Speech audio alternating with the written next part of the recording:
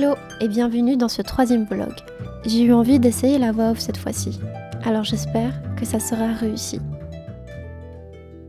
Maintenant que nous sommes à la fin de cet hiver, je peux dire qu'il m'a appris 3 choses.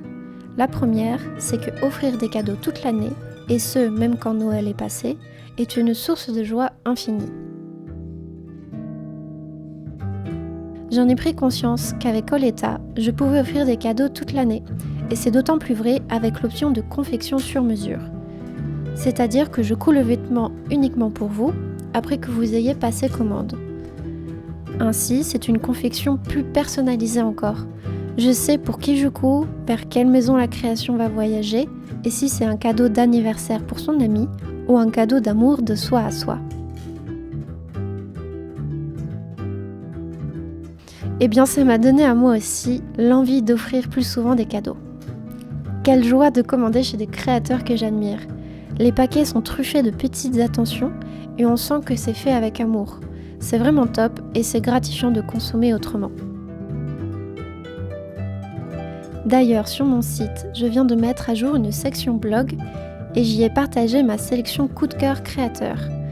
Il y a plusieurs idées de jolis cadeaux pour soi, lui, elle, vous ou nous. Enfin bref, offrir toute l'année va devenir mon activité favorite et pour cela, merci. Merci de m'offrir cette belle énergie de partage.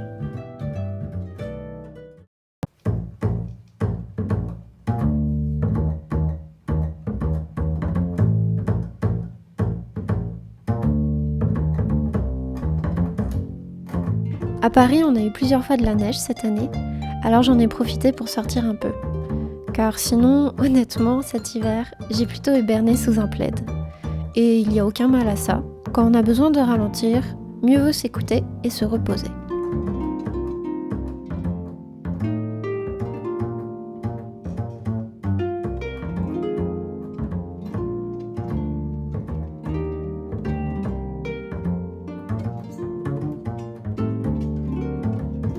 Je me suis centrée sur mes sensations, mes intentions et plus globalement sur la qualité de mon temps et mes gestes lors des confections.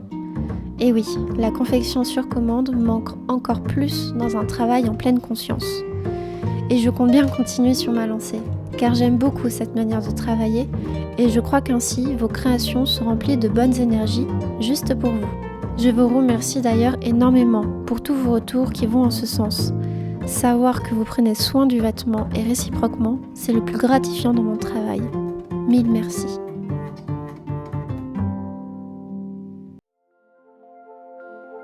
Et puis, j'ai semé pas mal de graines cet hiver. J'ai eu plein de projets qui se sont concrétisés que récemment, le temps que ces graines germent et commencent à bourgeonner.